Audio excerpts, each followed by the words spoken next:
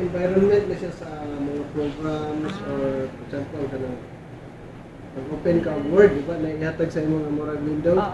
So muna siya ibalik ang user interface. Kay ikaw man ang user na bali ang interface na makasunod ka sa imong data. So ina na siya. HTML kamo ni siya kadang sa internet hypertext sa pang ano. So it's a language. Kanang mga internet sites, mga website, mga HTML ko na siya, kanang format, mga format na siya.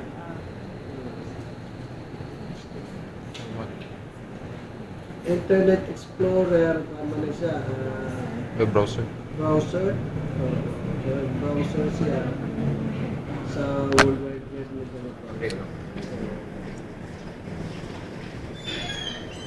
So, mag-explain ka kami? Actually, kining Internet Explorer, built-in man siya sa kanang Microsoft na OS ng Bill Gates. Marang yan yung i-package ba para dagang mapalit sa yung OS.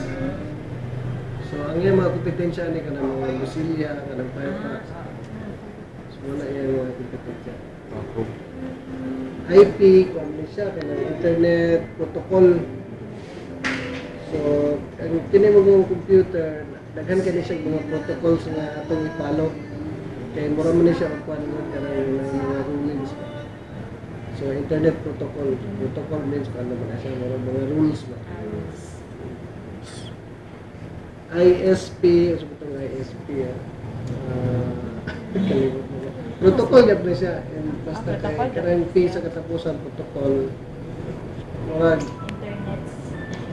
and baka na internet service provider? Base mo. Pwede naman sa tanaw. ISP o protocol. Internet service provider. Base mo sa'yo. Nakadisturbo, di ba? Pwede lang. Sa picture. Actually, ang meaning ano is G ang graphics. Kaya ko makakuha sa meaning, pero sige lang, katalahan na. JPEG.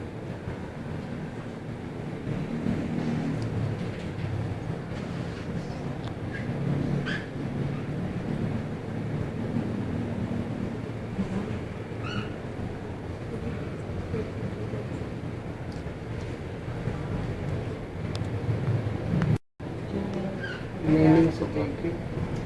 Joint Photographic Expert Group.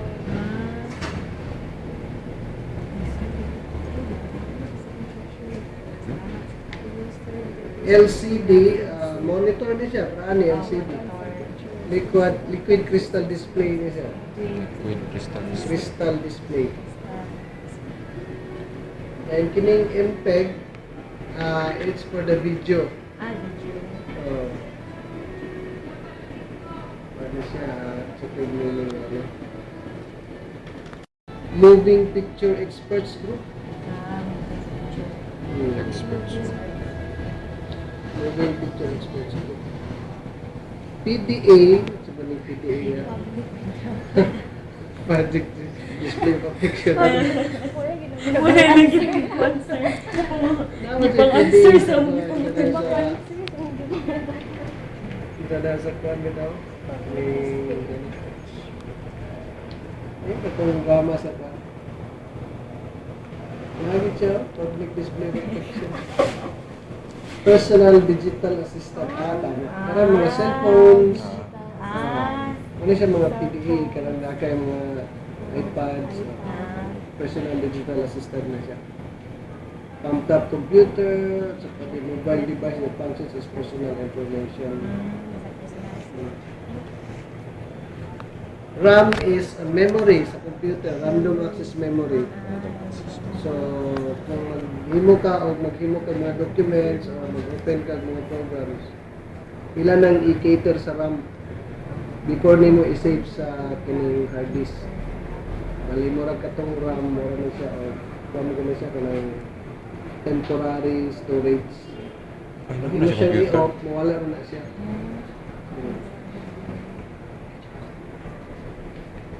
video conferencing ka man ni kanang murag mag-chat mo ba? Skype.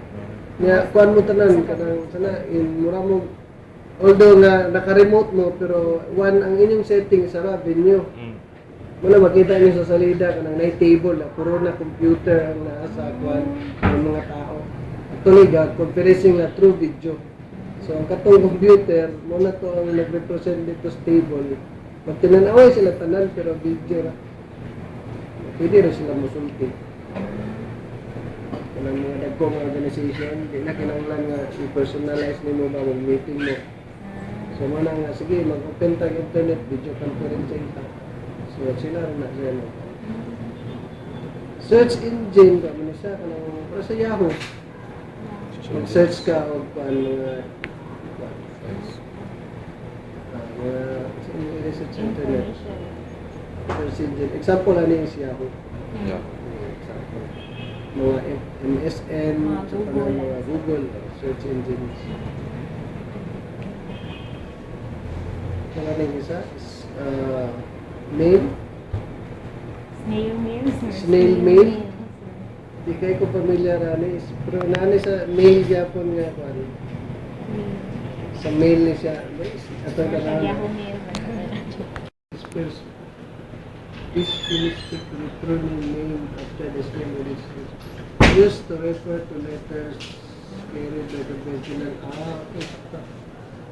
postal delivery services. Okay, hinay man kayo snail. Mga email, electronic mail, ismail, snail mail. Pero kini siya, create na ni siya nga term kung na itong email. Kaya na naman comparison sa past and slow. Ano yung snail mail. Term used in reference to pen pal. Pen pal. Spams, kung ano siya, kanang actually mga letters ni sa or kanang mga kuan, di ba magpadala kag email niya. O kung ilan na siyang dili na niya ma-evaluate as safe nga mga kuan, mga letters or documents, sila na ibutang sa spam. Mura sa storage of dili nila sigurado ang mga documents ba kasi na by mga virus, mga pornography. So mura na yung mga bawal-bawal nga lang.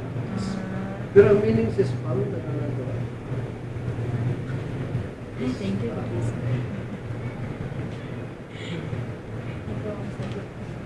Pagkaon mo yung spam. Kami ka na, sir.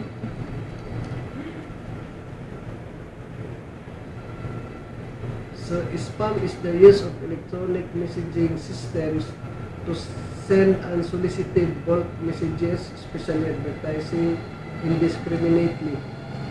So mga kwan lagi. Pero yung meaning rin,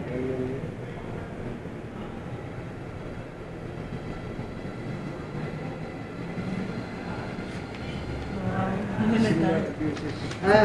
The meaning sa spam kay similar abuses in other media. Correct? Sakto ba? Ay, dili. Ay, PSP man na dili. Wala gid ko ang spam.